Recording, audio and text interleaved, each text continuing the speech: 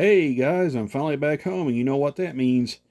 It's time to review some locomotives, finally. So what do you say we get started with this special review? Let's take a look at the Scaletrains Rivet Counter AC4400 right now.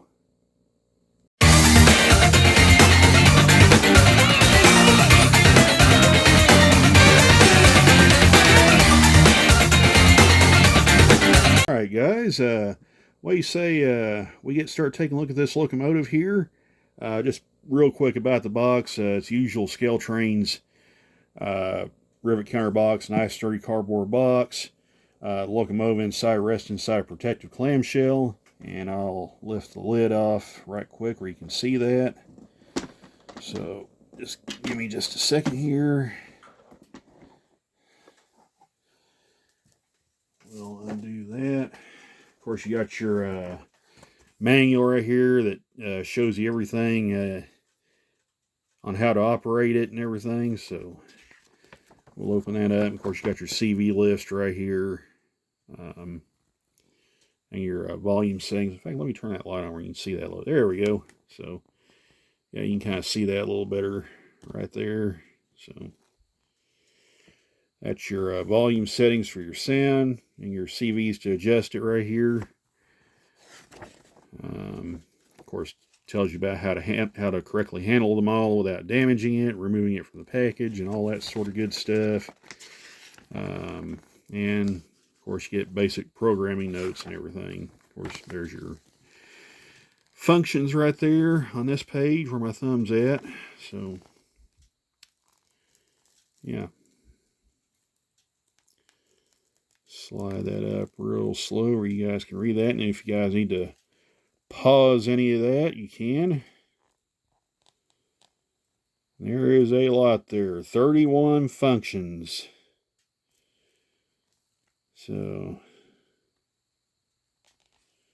F31 is kind of interesting. Fade out sound. That's something I haven't seen on past ESU equipped engines. That's pretty neat right there. So okay, like I said, basic programming notes. Of course, if you need to reset the decoder, CV8. You would need to enter 8 to reset it, according to this. So yeah. And then after the reset, the CV8 will once again read 151. So okay, that's how you reset these Scaletrains ESU equipped locomotives. And of course, there's your and this is really cool. This is what I like right here. Check this out. You even got your advanced consisting function control. That, I believe, is also something new that I'm not sure if anybody else does this or not in their instruction manuals. I haven't bought Athearn or an Atlas engine in quite a while, so I don't know if they've included this as well or not. But that's really interesting right there. They included that, so yeah, I like that. So all right. We've blabbed about the instructions long enough. What do you say we take a look at the locomotive? Here's your foam that protects it. Added additional protection for it. And inside, the locomotive rests inside a nice protective clamshell. You got these little foam spacers to kind of keep the handrails from getting all bent out of whack. Like I said, packaging should protect them all very nicely in storage and transport. So yeah, it looks really, really nice. So what do you say we get this guy out and get into the meat of reviewing it? Hang on just a second. We'll be right back. Okay, we're back now. We got the locomotive on our little turntable here. Very, very nice looking model here. Of course, the road number is 5632. Very, very nice looking engine. So what do you say we go ahead and get started like usual with the front here. So let's tilt down, let's zoom in on this guy, and let's get cracking. So okay, so as usual, you got your snowplow right here, your MU cables, Scaletrains, Rivet counter knuckle coupler, which is metal, by the way. You got your brake hose right here. Got this little red jumper cable supported by a chain, looks really nice as well. Of course, the plow has individual grab irons on here, painted white, that looks really good. Your coupler cut lever, as noted by the little wide ends right here, looks very, very nice. Got your deck mounted ditch lights right here. Looks good. Handrails look really nice and straight on them all on the front here. We continue our tour up. Of course, you got the large BNSF cigar band style logo right here. Of course, this is the Heritage 2 scheme. So probably one of the more iconic of BNSF's paint scheme, that and the Heritage 1. So we'll continue our tour up the nose. You got nice separately installed grab irons right here on top of the nose. Your sand filler hatches look good, and then you got this black, I guess it's black or either a dark green, but this is an anti-glare and anti-skid surfacing they put on the nose of these engines. Protects where the sunlight doesn't glare up in the crew's face, and also, as I mentioned before, this is I believe also an anti-skid material they put on the nose. So if the crews have to get on the nose to either fill the sand filler hatches or anything like that, they don't run the risk of slipping and falling off the nose of the engine. So anyway, you got your nose mounted headlight right here. Got this little window here in the door. Looks very nice. Continue up here to the top. You got more grab irons right here. Here's your nice printed number boards. Little grab iron right here on top of the cab here. You got your nice octagon GPS antenna. Looks really nice as well. Separately installed windshield wipers, wind deflector, and rear view mirror, I believe, right here. You got another little mirror right back here. Looks really cool. Cab sunshades. And one note about the cab, too. This is unique only to BNSF. Only the BNSF AC4400s have this style of cab. This is what they call a gull wing cab. And how you can tell that apart, if you'll notice, this cab along the roofline has a notch cut into the top of it. That's actually an option Santa Fe, BNSF predecessor Santa Fe, ordered beginning with their C40-8Ws, because those locomotives had some issues making clearances with some of the coal mines that the railroad served. So how they did it, they just basically, GE basically cut these notches into the top of the cab right here, and it kind of resembles a seagull wing of sorts. So they've been affectionately nicknamed gull wing cabs. This continued under BNSF, which not only the Dash 9s got this, but so did the AC4400s as well. Now that option ended with the production of the ES44s, where they have the more standard GE style cab. So the Dash 9s and the AC4400s are the only locomotives currently on BNSF's roster that have this feature. Again, I mentioned the Dash 840CWs as being the pioneers of this style of cab. However, all of those locomotives have been retired from BNSF. They are no longer on their system. So as of right now, only the Dash 9s and these AC4400s have this unique cab style. So it's pretty cool. So anyway, kind of come down here along the side here. Of course, you got your nice cab windows right here. Looks very good. A lot of nice tint right here. Looks nice. Trucks look really good. And of course, you got animated bearing caps that you'll see when we take it out to the layout and run it. You can see the vents right here on the engineer's side. That also kind of helps to distinguish it from the Dash 9. The Dash 9 doesn't have these little vents right here on the side. And of course, you got your AC4400 spelled out on the sill right here. Of course, various GE stickers and labels. It's all nice and readable under magnification. Looks very good. So we will come down the side, and this is pretty neat right here. These are the dynamic brake fans right here. If you actually look inside, that is actually see-through on the side, and I like this a lot. What's really cool is you can actually look inside and actually see the fans inside. So that's a pretty cool little feature Scaletrains does. They do this with their ES44s as well, which I like quite a lot. So it's a pretty neat little Easter egg there. So, but anyway, we digress. As I mentioned before, trucks look good. Separately applied brake cylinders, shock struts, and animated bearing caps. All the nice plumbing that runs along the side of the locomotive. Up under the walkway looks good. Striping looks good. Dark green looks very nice. Orange looks very good. So we will come down to the fuel tank area right here.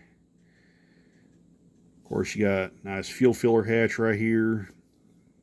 Fuel tank looks good, painted silver. Again, just like the real one is. Got your air tanks right here on the side. Looks very nice. A lot of plumbing here as well. You got the large BNSF lettering on the side in yellow. Again, looks very good. Got your Nathan 3-chime air horn right here. Here's your exhaust stack with the bass. Looks very nice. Handrails all look good, by the way. So we'll keep coming down the side here. To the rear, to the radiator section. Again, looks very good here. Got your radiator screens up under here. Again, all this is see-through right here. So that's a pretty cool deal as well. So yeah, the etched metal screens look very nice. Come to the rear.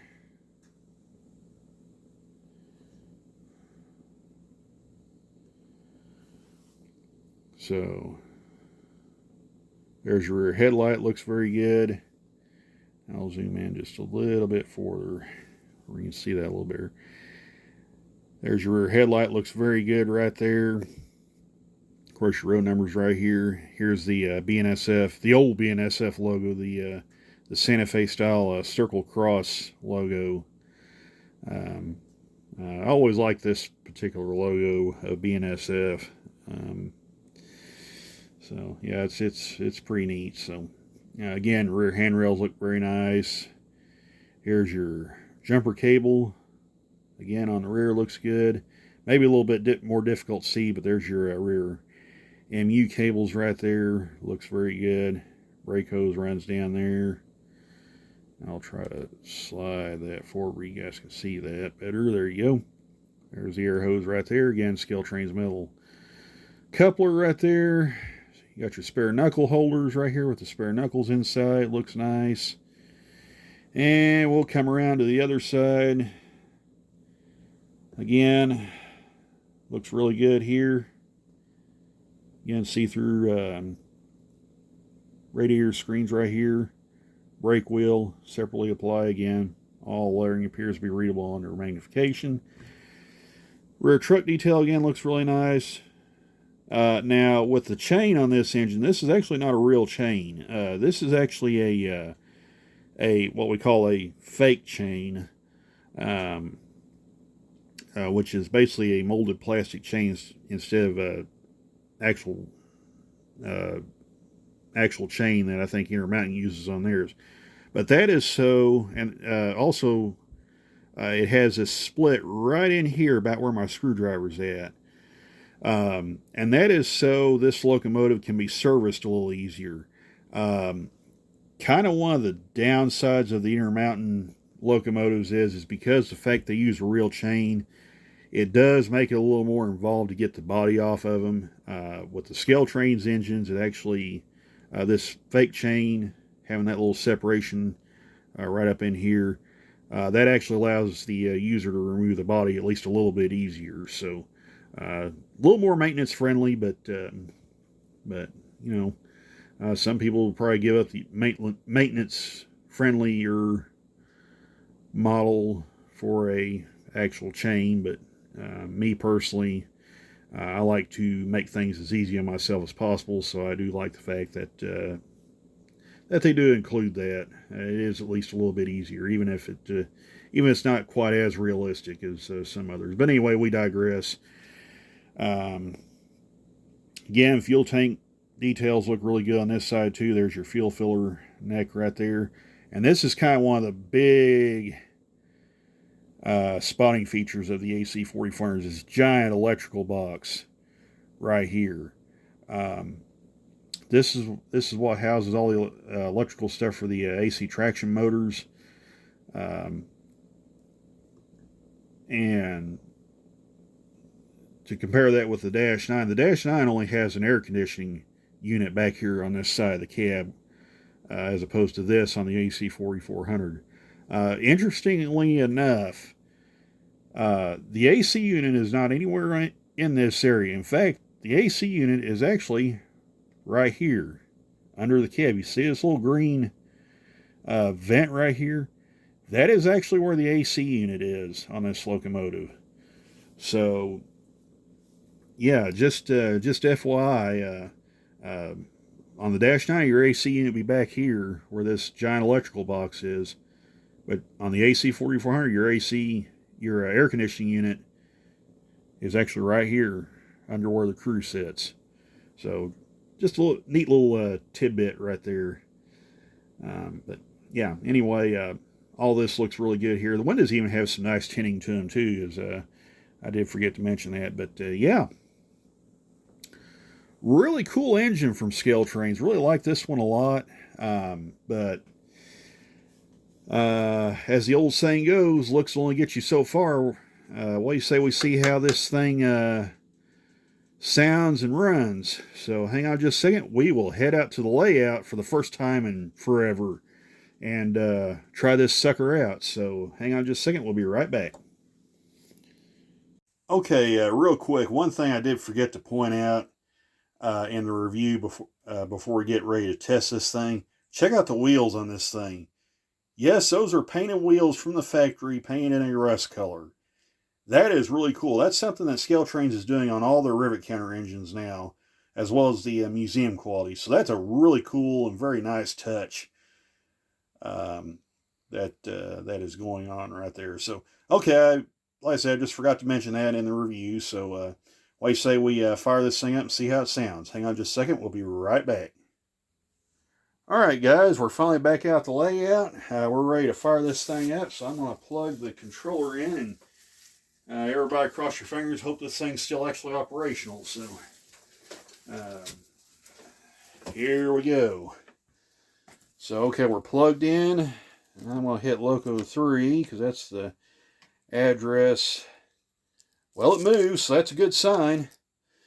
So at least we know it's getting power, so... All right, let's hit the F8 and fire it up. I'll turn the light off real quick. Of course, nice sounding FDL 16 prime mover. Number boards are lit up. You'll see it here in a minute, but it also has functioning walkway lights on the front, rear, and on this side as well. So like I said, we'll check that out here in just a second. So let's start by turning on the headlight. Nice and bright headlight. Looks really nice. Turn on the ditch lights. Again, really nice and bright ditch lights as well. Hit F1, ring the bell. Nice sounding bell as well. So, blow the horn.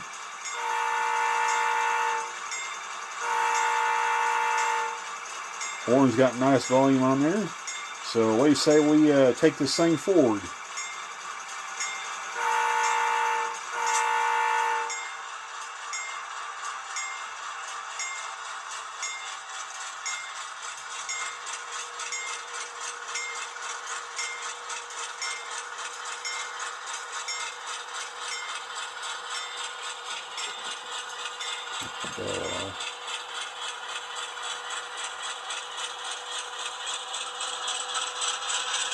You hear it notch up. And there's that walkway light there on the side lit up.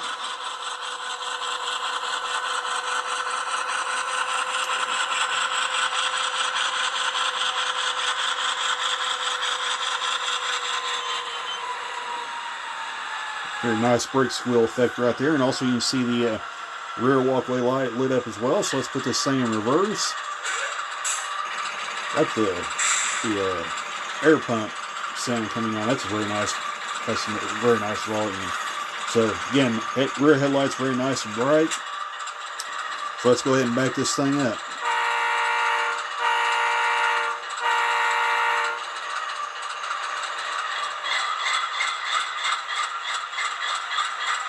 And while we're at F4 is also the dynamic brake. So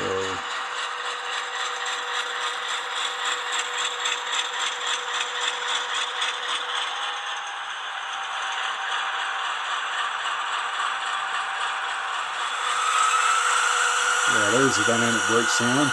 Sounds really nice.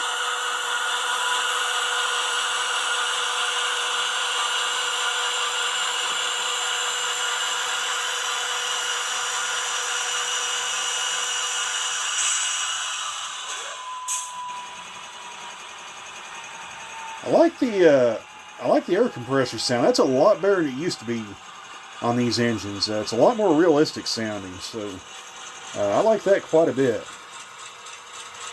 So, hit a dead spot in the track. Let's try that again here. There we go.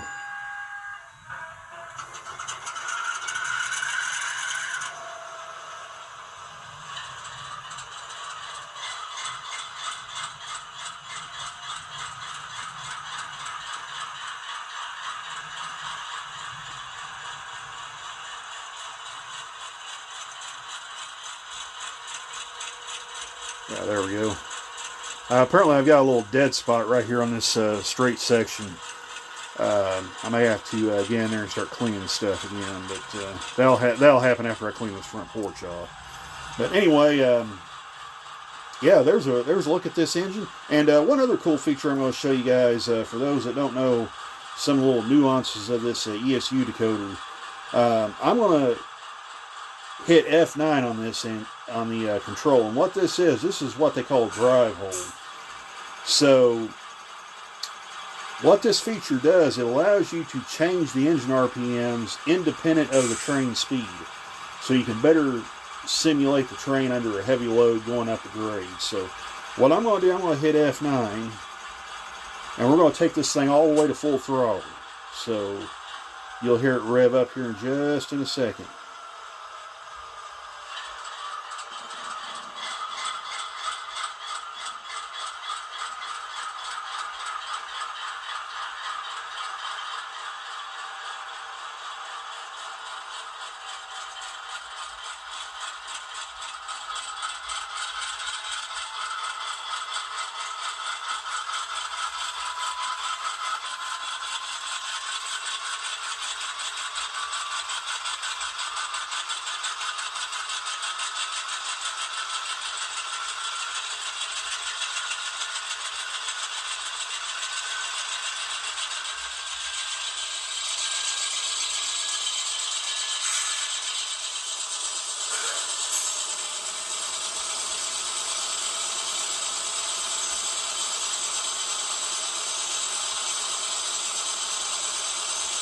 So there we are, full throttle.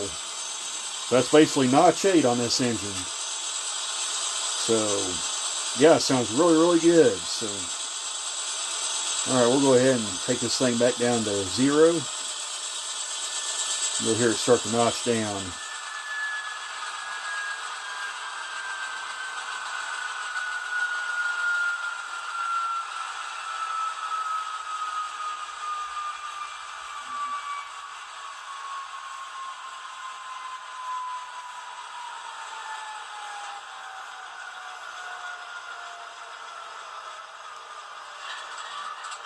So yeah, really nice engine by Scaletrains. This thing looks and sounds really, really nice. It's very heavy too, so it should pull a lot of cars. So yeah, really excited with this engine.